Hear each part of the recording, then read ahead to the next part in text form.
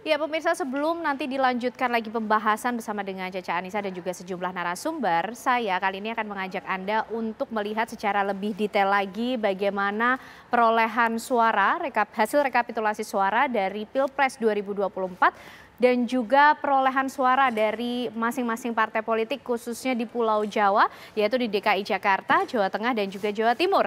Kita simak bersama pemirsa, kita mulai dari daerah Jakarta, di mana hasil perolehan suara dari calon presiden dan juga wakil presiden dalam Pilpres 2024 ini dipimpin oleh Prabowo Gibran dengan perolehan suara 2.692.011 suara. Kemudian di urutan kedua adalah pasangan Anies Muhaimin dengan perolehan suara 2.653.762 dan di posisi ketiga diperoleh oleh Ganjar Mahfud dengan perolehan suara 1.115.738.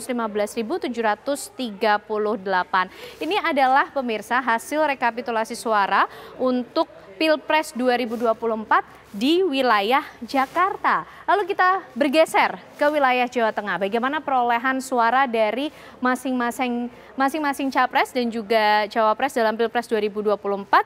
Dipimpin jauh di posisi pertama oleh Prabowo Gibran dengan perolehan suara 12 juta lebih. Kemudian di posisi kedua ini diperoleh pasangan nomor urut 3 Ganjar Mahfud dengan 7 juta lebih suara, dan di urutan ketiga ada Anies Muhaimin dengan perolehan suara 2,8 juta lebih di wilayah Jawa Tengah yang selama ini kita kenal sebagai kandang banteng. Nanti kita akan lihat bagaimana perolehan partai politik juga di wilayah Jawa Tengah pemirsa. Dari Jawa Timur kita bergeser ke timur Pulau Jawa. Di Jawa Timur bagaimana perolehan hasil suara dari Pilpres 2024, inilah pemirsa kami sajikan untuk Anda hasil rekapitulasi suara di Jawa Timur, dipimpin jauh selisihnya. Di urutan pertama oleh pasangan Prabowo Gibran dengan perolehan 16 juta lebih suara di sana. Kemudian di posisi kedua ada Anies Muhaimin dengan perolehan 492.652 dan di urutan ketiga ini tidak terlalu terpaut jauh ya dari pasangan Anies Muhaimin.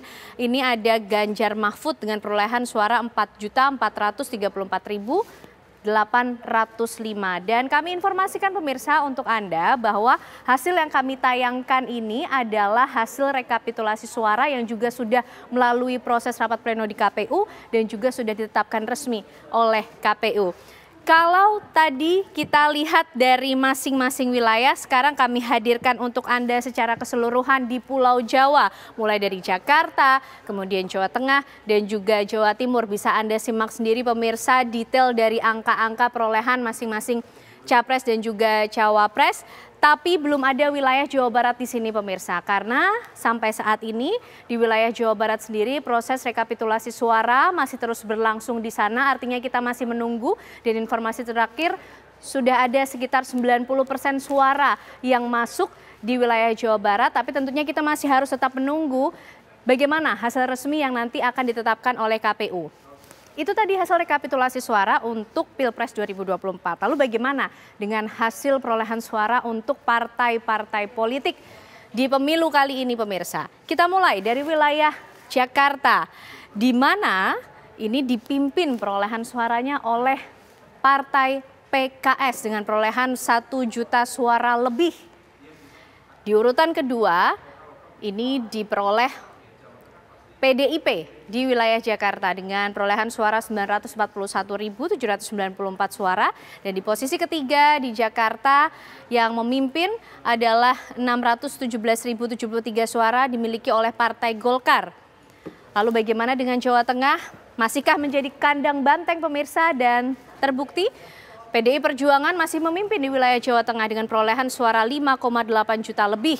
Di posisi kedua ada PKB dan juga di posisi ketiga ada Golkar. Di Jawa Timur, perolehan suara partai politik dipimpin oleh PKB, di urutan kedua PDIP, dan juga di urutan ketiga adalah Golkar dengan perolehan suara 2,8 juta lebih suara. Nah, inilah pemirsa perolehan untuk wilayah Jakarta, di mana kalau kita melihat dari pemilu sebelumnya di Pilkada DKI Jakarta ada pasangan Anies Baswedan dan juga Salahuddin Uno yang pada waktu itu memenangi Pilkada DKI Jakarta dengan perolehan 50% lebih suara. Kemudian di Jawa Tengah di pemilu kepala daerah sebelumnya pemilihan gubernur Jawa Tengah ini menangi yaitu pasangan Ganjar Pranowo dan juga Taj Yassin yang diusung oleh 5 partai dengan perolehan suara sekitar 41,22% dari PDI, Nasdem, P3, Partai Demokrat, dan juga Golkar. Lalu bagaimana dengan pilkada gubernur atau pilgub di Jawa Timur di tahun sebelumnya, di periode sebelumnya? Ada pasangan Khofifah dan juga Emil Dardak yang memperoleh suara 53,55% dengan partai yang mengusung Demokrat, Golkar, Nasdem, PAN, P3, Hanura, dan juga PKP. Itulah pemirsa kami hadirkan untuk Anda di Pulau Jawa. Ini adalah hasil perolehan suara dari pilkada sebelumnya atau pilgub yang sebelumnya berlangsung di wilayah Jakarta, Jawa Tengah, dan Jawa Timur. Menarik tentunya untuk dilihat apakah memang peta-peta partai politik dalam Pilpres 2024 nanti juga akan sama dalam Pilkada 2024 yang akan berlangsung nanti November 2024. Pemirsa, kita akan tunggu bersama tentunya waktu demi waktu bagaimana partai politik ini mempersiapkan siapa sosok dan juga bagaimana strategi koalisi yang disiapkan untuk memenangkan Pilkada di 2024 ini. Dan kita akan kembali melanjutkan pembahasan bersama dengan Caca Anissa dan juga sejumlah narasumber. Caca. Ya, terima kasih ya Ken. Ini luar biasa grafis ataupun juga data tadi memperkaya dialog saya di malam hari ini. Singkat saja Mas Umam, dengan data rekapitulasi, kalau PKB, kalau Golkar mau membentuk poros sendiri, realistis nggak? Atau realistisnya di mana? Jawa Timur kah, Jawa Tengah kah, atau bagaimana? Ya, memang realistis itu akan terbentuk pada konteks lokalitas tertentu saja. Memang kalau misal secara umum, seorang tokoh yang kemudian akan memiliki kekuatan besar dalam konteks pilkada itu memang dipengaruhi oleh beberapa faktor. Mulai dari visi, misi, platform, kemudian elektabilitas. Tetapi ingat, elektabilitas itu sifatnya teknikal, dia up and down dan sangat dipengaruhi oleh isu. Kalau misal kemudian ada kartu truf tertentu yang kemudian bisa dimainkan, dia bisa mengalami drop dalam waktu yang cukup singkat. Pilpres kemarin adalah sebuah pelajaran yang sangat penting bagaimana technicality dalam konteks elektabilitas itu bisa berpengaruh signifikan. Tetapi kalau misal kemudian secara technical elektabilitas bagus, kemudian fondasi dari track record, kemudian dari visi misi dan platformnya juga bagus. Nah, ini akan membentuk apa yang disebut dengan jaringan partai dan jaringan non-partai.